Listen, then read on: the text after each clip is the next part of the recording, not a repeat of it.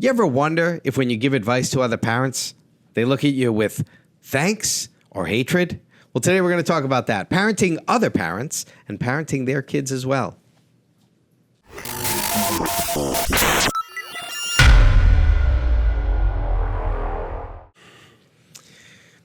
Hey, welcome back to The Art of Fatherhood. I'm Brian Fauci. And I'm Patrick Marino. And today we're going to talk about those uncomfortable moments where you really want to parent another parent. You and I spend a lot of time, and we'll talk about parenting other people's kids too, which was a 1950s thing that just happened, right? Like you always hear the stories. My parents would be like, "Oh, any parent in the neighborhood, you could like hit kids." Oh yeah, those are the good old days. Yeah, definitely different times. There's definitely awkward moments now though, when you have another kid do something and then you're like, what do I do? How do I handle this? Right. And I think, let's talk about it from the parent standpoint first, and then we can talk about parenting other kids. I think, Patrick and I spend a good amount of time every week talking about fatherhood, just through the nature of the fact that we do this podcast forces us at minimum once a week, never mind like talking about what topics we want to bring up and discussing them. So minimum an hour every week, we're devoting to the concept of talking through a parenting issue or a fatherhood issue. And by the nature of doing that, I've come to be confident in the belief that we're pretty good dads. And there's a lot of good fathers and parents out there, but we're pretty good conscious parents. Like we've put a lot of thought and effort into certain things and, in unique ways. So we've come up with some cool, unique strategies through that process. And we've talked through scenarios and been reflective. And the reality is that, knowing the general population, it's definitely more than the general population spends on a weekly basis doing that.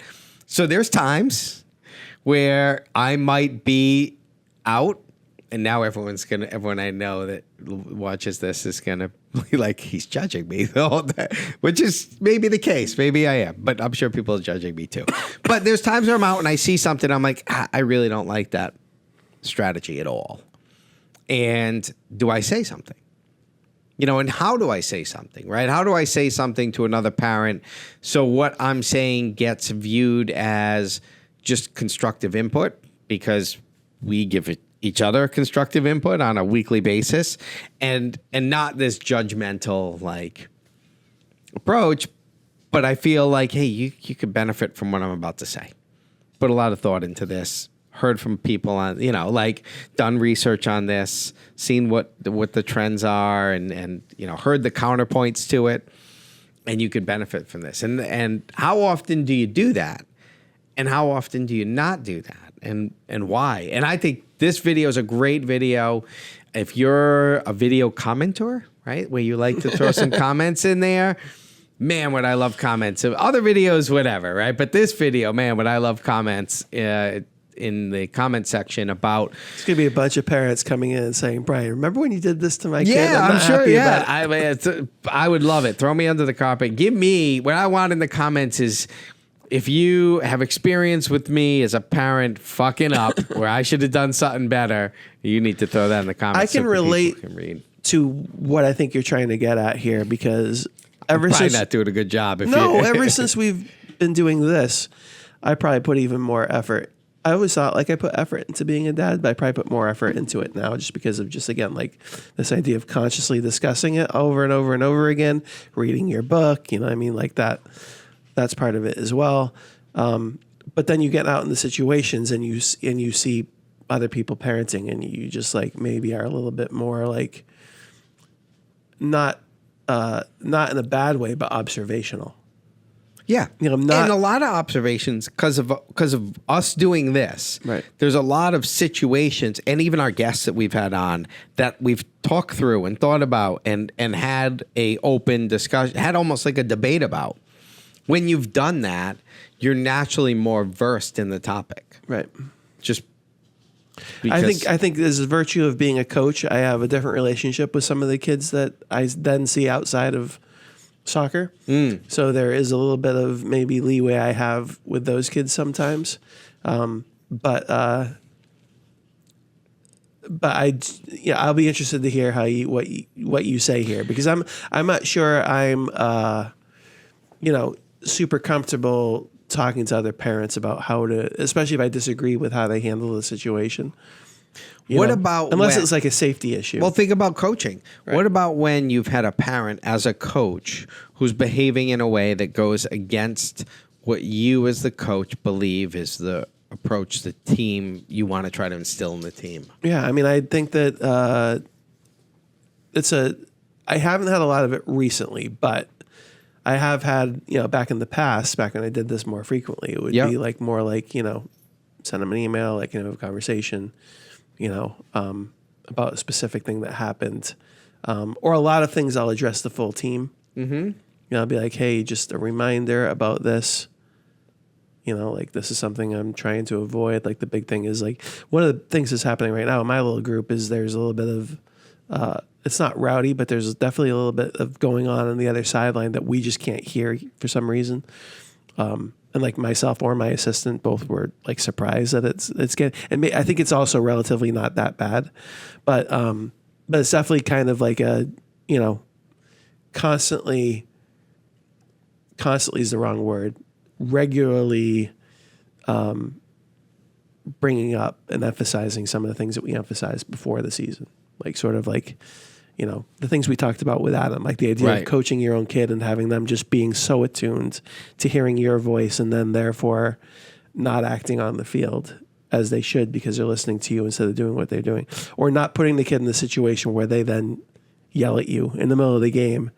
I had that story get told to me recently. The kid turned around and yelled at them in the middle of the game. Yeah. And said, Mom, Dad, stop. Like that kind of thing. Yeah, like, I've seen that before. Yeah, so you don't want that to happen. So you kind of like, with my parents, I'm kind of just constantly just kind of bringing up the same things every once in a while and trying not to have it be like never get to the point where it's so bad that it would have to require an address. You know what I mean? So it's like regularly checking in on like, here's the important things, here's the things we're trying to do, and then here's your best role as the parent. And then also being like very like, very open to my own challenges with my own boy. Like, I mean, like, always relating it back to like, hey, like, there's nothing worse than this. You know what I mean? When your kid does this, or your kid does that, and you just feel like, like you kind of got to give them. And that's kind of the way I do it, sort of like as like I'm struggling with this too, or like you've been in the situation in your home and it's the same thing out here, that kind of thing.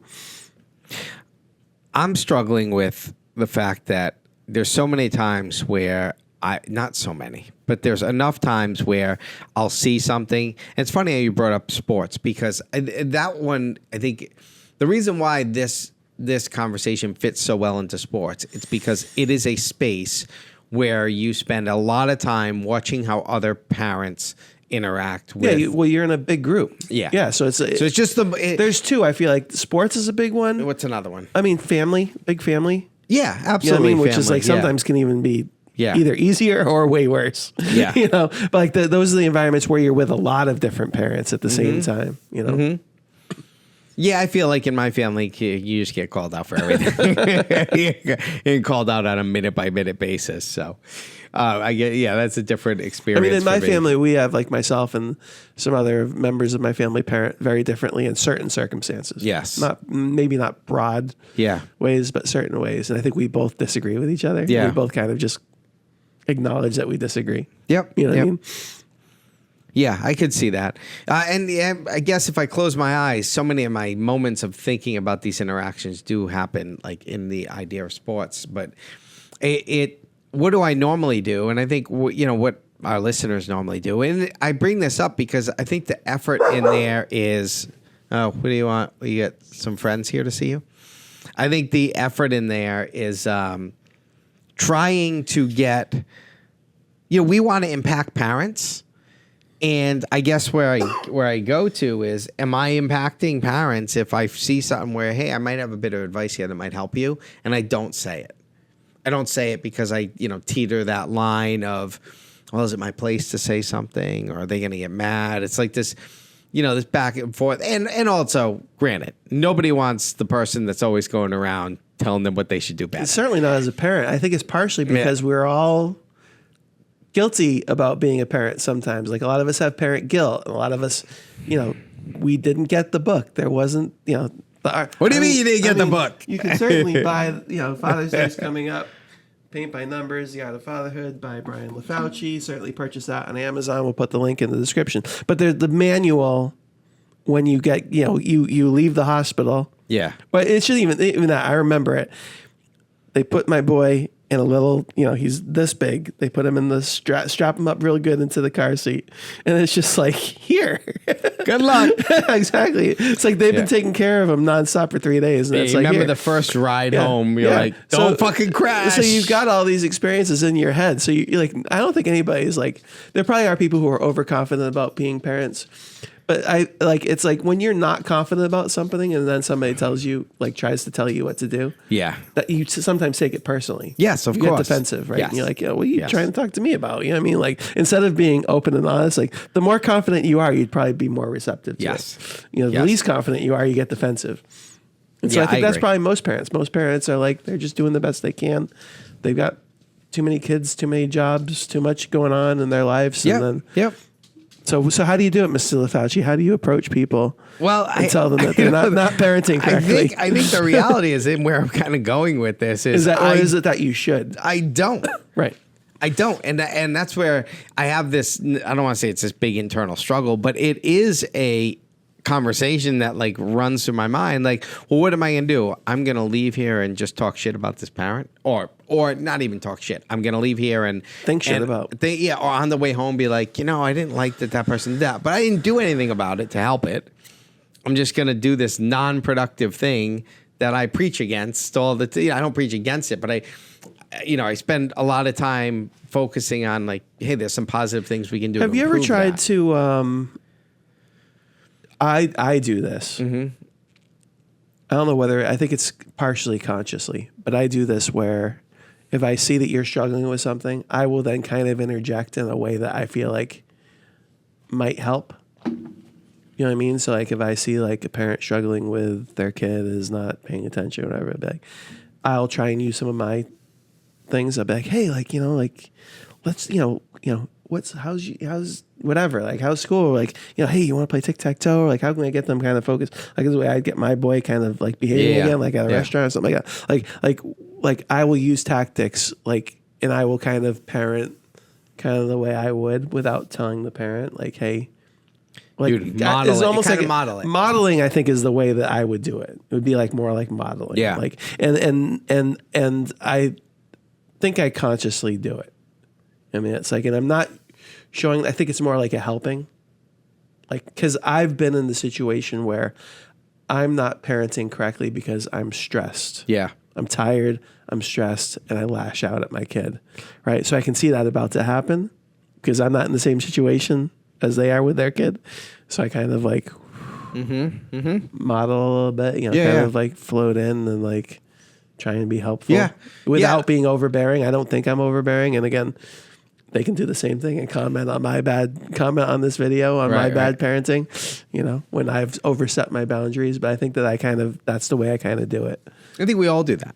I think we all find these workarounds, and reason why I like this conversation is because we all find these workarounds because of the uncomfortable nature of giving advice that might be beneficial, it might be helpful, or a tool that might be helpful. And I told you you and I both have stories like this. Right before the podcast, I told you the story about the thing I was doing with my daughter when she had made a comment about me being a little long-winded in my.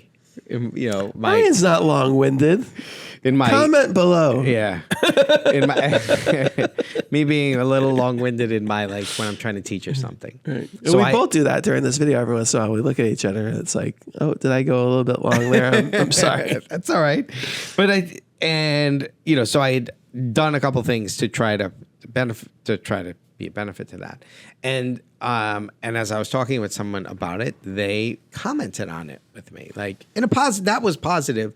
Their comment was really positive about it. And then my takeaway from that was, okay, well, that felt nice. That was nice to be complimented on this thing that I did. I want to try to do good. But my takeaway even more so was the fact that, it was a really effective skill. So rather than talk about it in this like theoretical, what I had done and what we do as parents sometimes, I was being a little long-winded with when I wanted to tell something to my kids and get them to really hear it. And so my 17-year-old pointed out to me, she's like, and did it so where I was about to go on my rant, I guess, and she's like, I got it. Sometimes you just won't stop. And I'm like, oh, like, do I talk too much? Yes, sometimes. And I get the point. So that really resonated with me. So what I did was the next time I had something to bring up to her, I said to her, listen, I hear what you're saying. So I'm listening, right? We've done a whole podcast on listening and learning. And I'm like, I hear what you're saying, but I really want you to hear me. So here's what we're going to do. I'm just going to give you the points that I want you to hear. Do me a favor. And I'm trying to not make this long-winded for you. Write them down. Repeat them back to me. I'll then correct anything that I think you got wrong and then ask you if you got any questions, and I'm done. And it worked really well for a number of reasons. Worked really well. And I thought about after in this conversation, I'm like, we all have really good techniques, right? You and I have great techniques we use because we spend a lot of time talking and thinking about them. And I'm like, well, that could be a benefit to someone. One of the best benefits I got, and we were doing this podcast, well, maybe not. Scratch that. We might have not been doing this podcast, but we were still having discussions like this before the podcast. And I was in this fatherhood group, and I was struggling with communicating with one of my kids because they were at one of those ages where it was just a bear. And it was really bothering me. Like, oh, I can't, like, and the guy was like, do you have a journal with them? And it was a game changer. Changed my life with my kid for like a year and a half until they came out of that little thing. And now we just talk like adults, right? But we had a journal. And I started the journal because that dad gave me a tool in a moment I was struggling. And that's what this conversation is about. Well, should we be giving tools? And like when we have had a lot of success with a thing that has worked for us, should we be imparting those tools on other parents, or are we holding them back because we fear they're going to look at us and be like, fuck off? What's the first step to getting better at something? Like kicking a habit or acknowledgement? Yeah, exactly, right? So I think the biggest challenge that you're going to face in your new quest to tell everybody how bad of a parent they are. See, I can't say it that way because that's not the intent. In your new quest to be a helpful Ms. LaFauci solves parenting problems across America. No, but the biggest problem is like how... See, that sign says no dickheads allowed beyond this point. Kind of bring a little levity into it, yes. Into a serious conversation.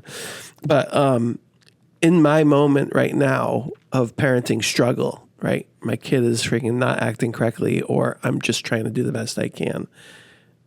Am I acknowledging the fact that I'm struggling? Whereas in the fatherhood group, you are in an environment where you were all acknowledging that we were looking for a little bit of help. Yeah, I went there. Yeah, yes. exactly. That's a great point. So the question is, how do you interject?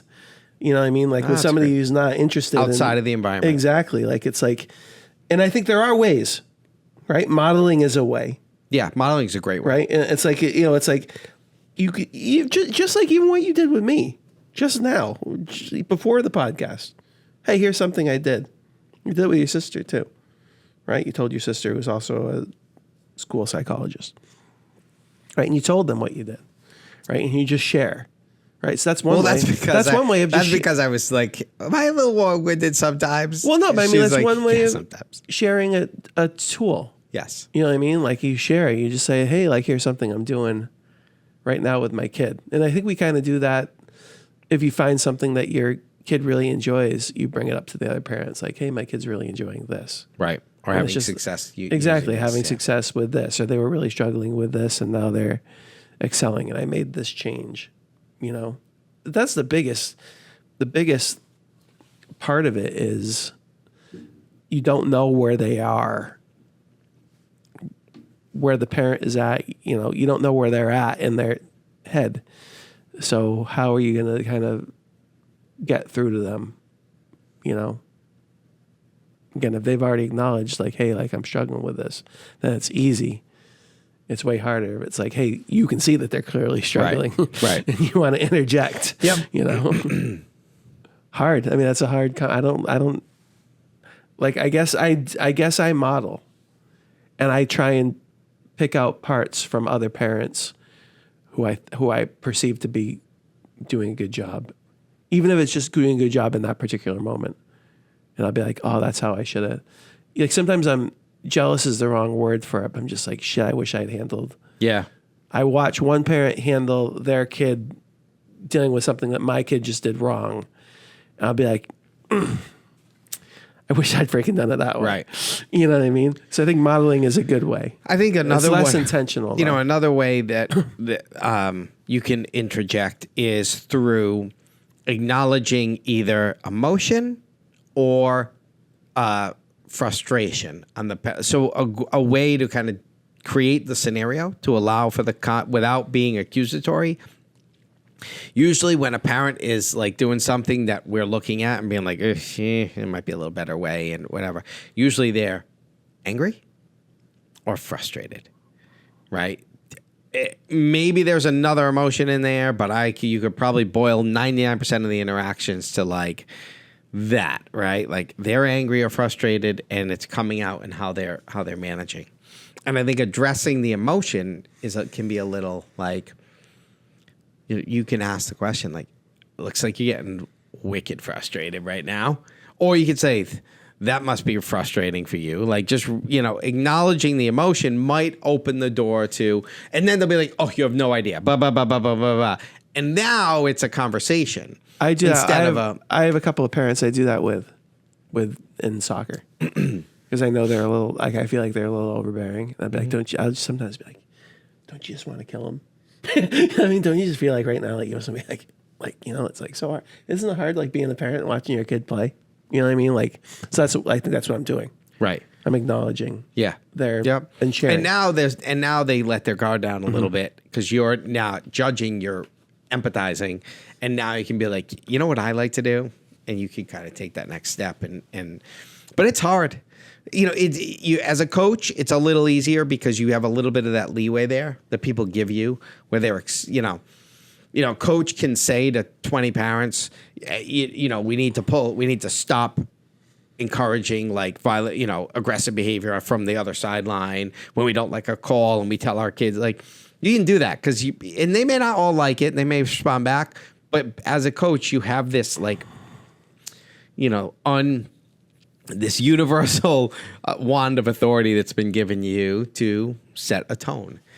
But as a non-coach, it's a little more difficult. You got to find unique ways of breaking down these barriers and getting to the end result. And I think, like you said, I think modeling's a great one. And I think connecting with the person you want to, because at the end of the day, I think what I want our listeners to leave here with is if you have effective things that have worked for you, right? This isn't about just going to someone and saying, judge, like being judgmental or putting them down. That's not going to get anywhere. What we're talking about here is we all have tools that have been really effective for us in helping us deal with situations, and have been a benefit to our kids or kids we've worked with, and imparting those is a benefit.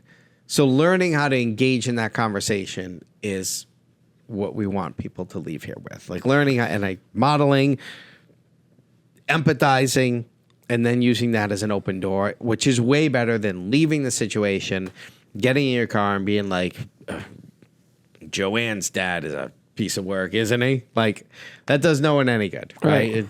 Joanne's dad's still a piece of work, and nothing better came out of it. So you're going to go up to Joanne's dad? Yeah. I mean, I feel like I have to. I feel like there's a couple on the list now. I'm going to start. There's going to be a follow-up podcast sniping. to this. A follow-up podcast. Yeah.